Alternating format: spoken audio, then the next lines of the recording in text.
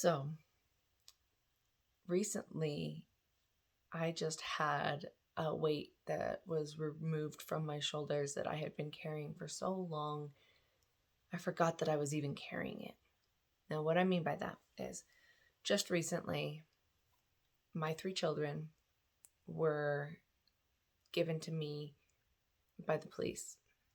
Now, what I mean by that is the fact that my 3 children were not in my full custody. My 3 children were living with their father. He is the primary custodial parent, and I have 2 weekends on and 1 weekend off for my custody, and then every Wednesday as well. That was the custody agreement up until just now. So that was my weight that was lifted. What I mean by that, okay, here's some little backstory of mine. We're gonna get into who I once was and like what has happened in my life. Now, I don't want my story to be associated with who I am. It did help make me, but it's not me. It's not who I am. I don't hold on to it and grasp it like this is who I am. I am this person. No, I just use this story. I tell this in the context of 2 reasons. One, because I want other people to know that have been through similar situations as I have that you can get free and that you can do it, that there is hope. It's possible. And 2, I also want to be a person that can help other people through these similar situations and other situations. I've been through many different things, whereas I can help in so many different ways. So that's my 2 intentions of it. Okay, so the thing that I'm talking about is the fact that a couple weeks ago, my ex-husband was having a disagreement with my daughter, with our oldest daughter, my 17-year-old. And he did not like what she was saying. And in that reaction that he didn't like what she was saying and he didn't like how she was answering him and the argument that was entailing, he tried to choke her. He attempted to choke her, and my middle daughter, my 15-year-old, jumped into action, and my son, my 13-year-old, tried to intervene as well. They eventually got him calmed down and, all of that. I was at work because it was on the weekend. It was on Saturday, and I work at a warehouse that our phones are not allowed in there. And they tried to contact me. Didn't get a hold of me. Then she reached out to her friend, and her friend's mother called the police. Now, why I bring this up is because of the fact that, one, I am so grateful for the people that got involved, because that is true friendship. That is true love right there. That is love. That you will do the thing that is the hardest thing to help another person. And I am so grateful for those 2.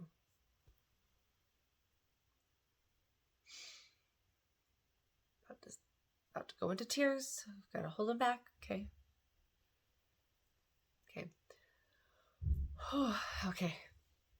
Okay. Now, when I was at work, the police came in, and one officer came and asked for my keys to my house and told me what happened. And I was told that because of the situation, if the kids were not comfortable, if they did not feel safe, they did not have to go back. Now, my kids have been with me this entire time. I have been protecting them and I have been in full on mom mode. What I mean by that is getting down routines, and my kids are already, they've been in therapy since the end of December. So our therapy schedule is getting more ironed out. All three kids see a therapist once a week, which I'm so grateful that they're willing to do that. And I'm proud of them for the fact that they are willing to get help for what they've been through. Okay. On top of that, making sure that the school knows the situation and that the school knows of the address change, getting them on free lunches because it's just me providing. So therefore, I don't have the full-on means to be able to pay for lunches. So they get free lunches. On top of that, getting us set up for a dentist, doctor's appointments. My kids have sleep issues, so getting them scheduled for doctor's appointments with that and getting things worked out there. So I've been in full-on mom mode in helping my kids with the situation, letting them know that they're safe, really spending time with them, planning out dinners because we always have dinner every night. We have family meals together, keeping up with the driving lessons that we had already scheduled previously before, that kind of stuff. Full on mom mode, working to pay the bills, all of that. I am now in a transition of where I am.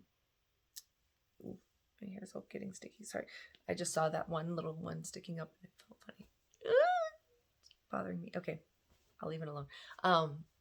So I am also starting up my own business. And this business that I'm starting up is one that I would like to guide other people through what I've been through, because I've found ways to heal, to work through. My energy is very healing. I have a very healing presence, and I'm in a place now where I can actually devote that kind of time and energy to helping others, because the one thing that they teach you in recovery is that you have to save yourself first before you can save anybody else. Like the life vest kind of thing. Like I'm not running out there trying to save souls or save people, like more in the context of like, you have to be in a good place before you can do anything for others. Now, I say the fact that my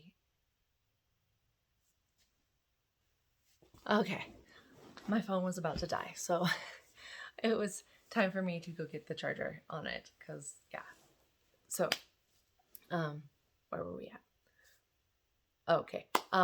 So about the whole weight and everything like that, I did not realize how long I've been carrying that weight of worrying about my children, because the thing about it is that my ex-husband is insanely unstable. I would put it that way. My ex-husband is full-blown alcoholic, and I mean full-blown as in day drinking, and can't function without it. In the 13 years that we were married, I only saw him sober for 9 months, and that was while we were married. What caused the divorce was the fact that there was a night that he had knocked me around so much, and the kids and I could not do our normal hurry, get downstairs, Emma, get your brother and sister, go downstairs, routine, where I would shoo the kids out, and we had like this plan where it helped keep them safe, and I took whatever. I tried to get him to go to bed, or like I would calm him down, or I would take the beating, more or less. That's like, there's no like soft way of putting that. So it was something that, it was a night that I couldn't get them downstairs, and he had knocked me around so much that I was knocked out for a while, and he eventually through two of the kids. And so it was one of those things that he had thrown the kids, and then the kids somehow got a hold of my family members, and they contacted the cops, and we left. So it was one of those things that because of that situation, because he was going to, catch felony charges and everything like that, he went into treatment and actually lasted a year and a half in treatment of staying sober. But he had no intentions, of being sober, because he never did and never will. Honestly, I don't know what it would take for him to actually get sober. So it was one of those things that he was going to catch those charges. And he stayed sober. Well, he was in treatment. I, was not mentally sound. Let's just put it that way. I was still struggling with my own addictions of alcoholism and all of that, because I fell apart during the last few years of the marriage. My ex-husband, and when I say abusive, it was hard. It was very hard abusive. Like, I didn't realize in the very beginning being choked while I was pregnant with my oldest. Grape, I'll put it down there. Yeah, don't want to get monetized. Grape, and as well as the fact that there was control, financial abuse, so many different things. The physical didn't get physical until I started speaking up and I started to fight back, like verbally, which then in turn created physical. 6 different domestic violence police reports that were from that old house. There was and none of them were by me, because I couldn't do it. I did not have the guts to do it. I could not do anything. And when I say I couldn't, I really couldn't. I wanted to. Let me tell you how bad I wanted to. But I physically couldn't. It was not possible. Because it was one of those things that, sorry, checking the time because I have an appointment that I gotta get to here in a few minutes. I couldn't physically do it because I had prior programming that was done to me as a child by my own father. Whenever I was groomed and sex trafficked as a child, things that I couldn't quite remember until I went on my healing journey and was able to actually figure things out. And so because of that, I couldn't, the programming was so deep that I could not, I wanted to, in my head, I screamed to do it, but it was I couldn't. And so it was impossible. And so because of all of that, left. I tried to get into another relationship, wasn't smart, repeated the pattern, except for with someone that was worse in a way and also a drug addict. I became a drug addict, eventually lost my children.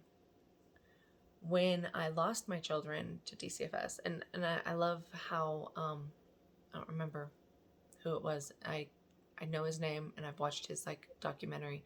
I didn't lose anything. I gave them away.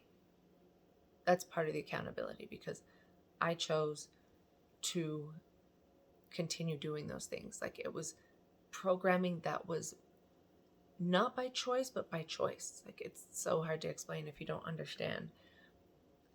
And so it was you're mentally aware that you're doing these things, but you don't want to do these things, but you have to do these things.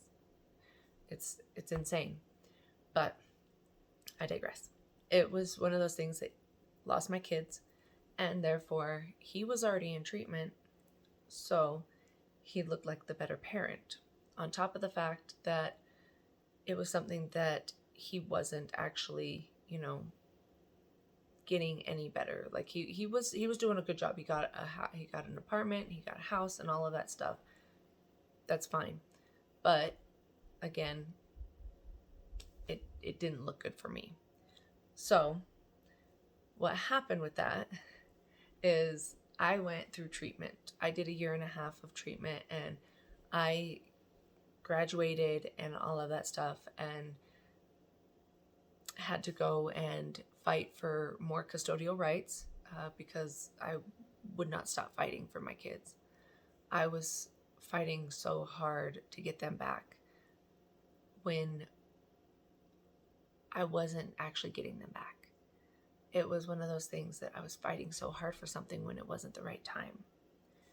So it was one of those things that I continuously reported things to DCFS and to the police. I was very angry with the fact that how the system works is that when I talked to an officer and when I talked to DCFS, I was told by both that there really wasn't anything that they could do unless he put hands on them. So my hands were tied in being able to fight for my kids, and my kids were suffering. I'm not gonna lie. They were suffering there. They really were. Like, they hated it there. They hated being there because he was always drunk, and he was always, they were walking on eggshells all the time. They hated to be there. And so they were suffering there. And as a mother, it killed me because I couldn't do anything. I fought for 2 years to even get the custody that I was having recently, which was 2 weekends on and 1 weekend off. Before that, it was every other weekend. And that was because of the fact that he had, because of the court documents, I was only allowed that. So he had the right because he was the primary custodial parent. I just had custodial rights. So, again, one of those things that I fought for so long to have them until finally I just gave up on fighting for it, and I just became the parent and stayed here. I moved to be closer to them.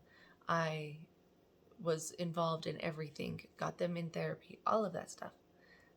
And so it was one of those things that I finally became what I wanted to be, which was the primary custodial parent. I say all of this because of the fact that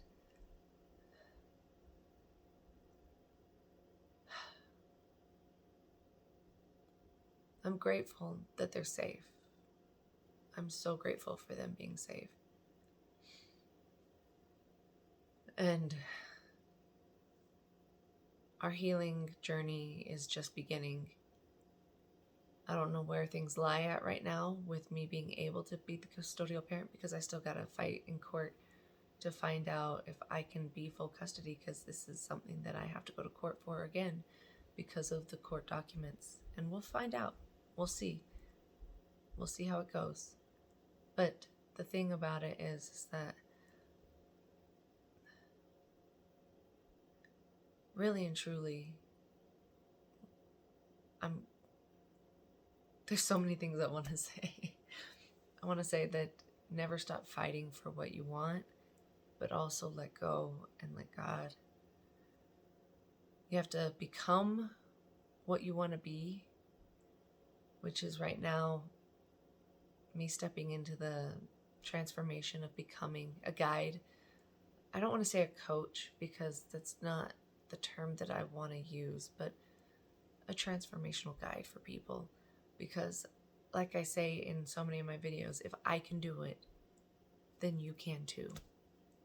I have figured out so many ways and done so many things to be able to help people transform. And honestly, sometimes you just need someone to talk to you and point out a different perspective just so you can figure shit out on your own. That's what I'm here for. So that's why I'm creating the business that I'm creating. And that's why I get on here and I post content, is because as I am a Life Path 33 and I want to save the world. What can I say? I have big, big goals, okay? Huge goals. But it's one of those things that I want to help other people reach their highest potential, because I'm headed that way for myself. Why not bring a bunch of other people with me? Come on, let's go. Let's do this. Let's get healthy together. And I mean like healthy mind, healthy body, healthy soul, healthy all around. So I just finally wanted to post this, and the weight has been lifted. My kids are safe with me because they will have to pry those children from my cold, lifeless hands before I let them go back. Just saying. Just saying. Come at me. Come at me, please. Because I'm not afraid. And my guides, my spirit guides, oh Lord, please, please come at me. See what happens. See what they do.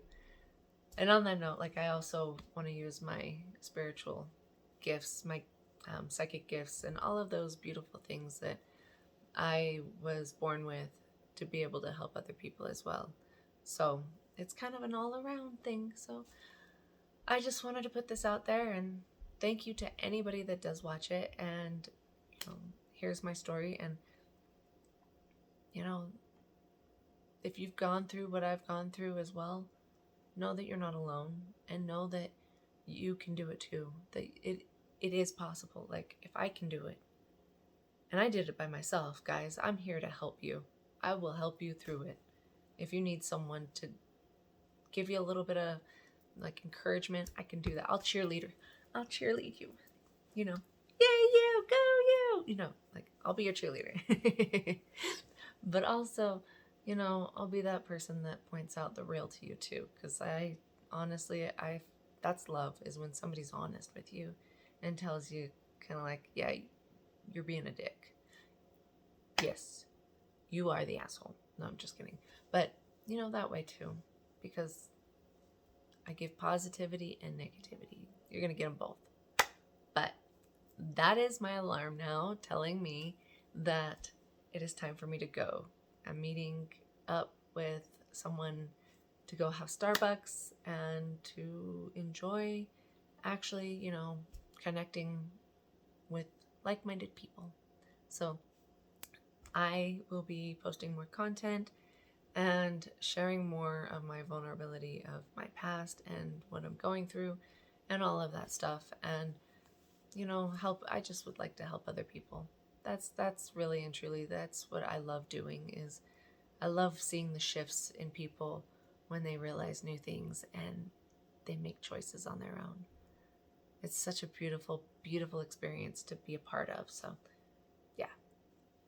I love you all, and you have a beautiful, blessed day, and I'm going to go get some tea.